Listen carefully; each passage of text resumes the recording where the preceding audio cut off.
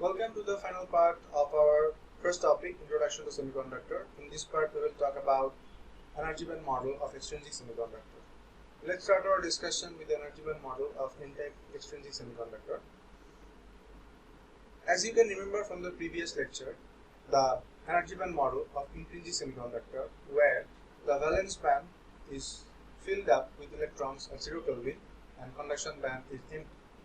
But as the temperature is increased beyond 0 Kelvin, some of the electrons gain the energy equal or more than the band gap energy to move from valence band to conduction band and thus move through the structure easily.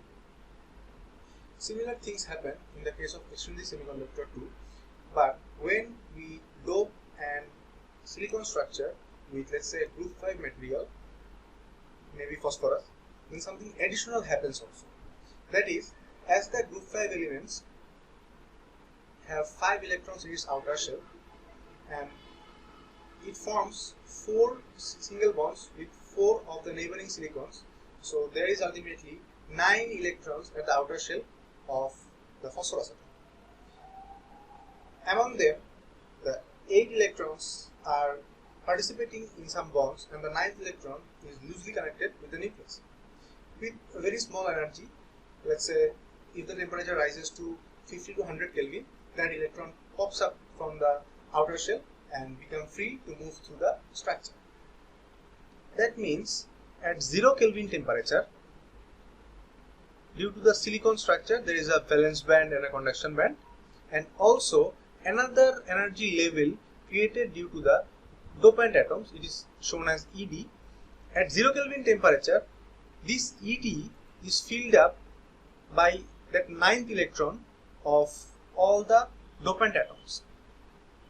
Now when the temperature is increased beyond 0 Kelvin, let's say when the temperature is more than 50 Kelvin, that loosely connected electron breaks its bond with the nucleus and become free to move to the structure. That means the electrons from this ED level jumps up by gaining energy to conduction band.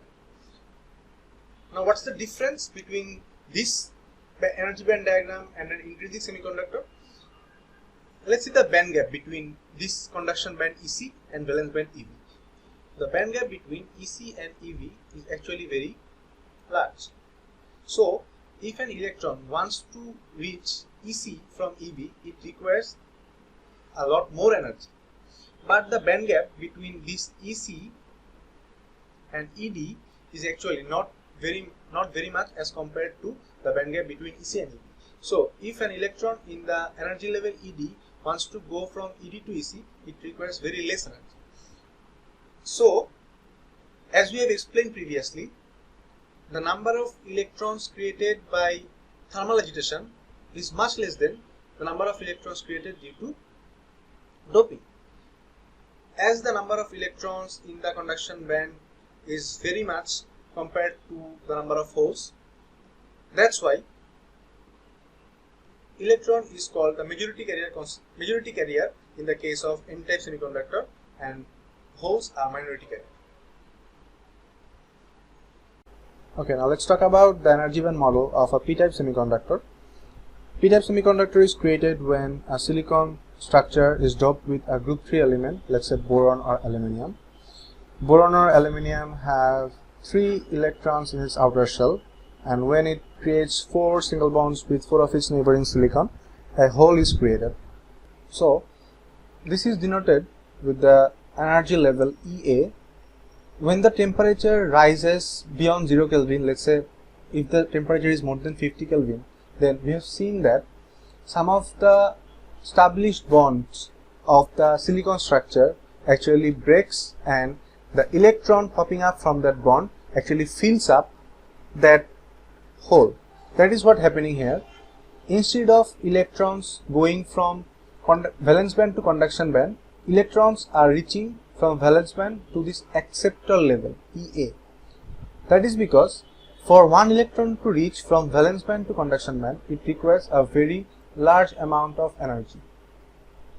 But the band gap between EV and EA is very small.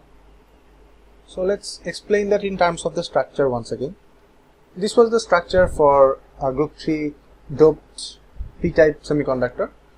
As we have seen, at 0 Kelvin temperature, everything was very stable. The hole was actually present there.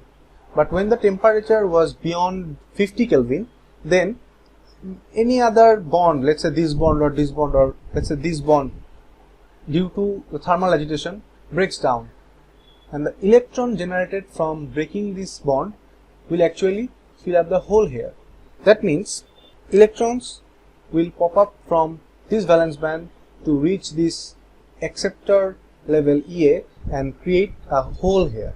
That means in the case of a p-type material, large number of holes will be created in the valence band compared to the electrons in the conduction band. That's why holes are majority carrier for p-type material and electrons are minority carriers. We already discussed about majority and minority carriers. For an n-type material, the majority carriers are electrons and minority carriers are holes, because the concentration of electrons is much larger than the concentration of holes for an n-type material. As you can see that N0 is denoting the electron concentration in the material, and P0 is denoting the hole concentration of the material. Obviously N0 is greater than P0, which is explained in the previous lecture. That's why the majority carrier for n-type material is electron and minority carrier is hole. Inversely, for a p-type material, we have seen that the generation of holes dominates the generation of electrons. Thus the hole concentration in the material is much larger than the electron concentration, that is P0 is greater than N0. That's why the majority carrier for p-type material is P0 and minority carrier for p-type material is electron. That's all from introduction to semiconductors. We have learned a lot about different aspects of semiconductors, both intrinsic and extrinsic semiconductors, how we can control their conductivity, how we can add impurities to increase the conductivity of extrinsic semiconductors and all.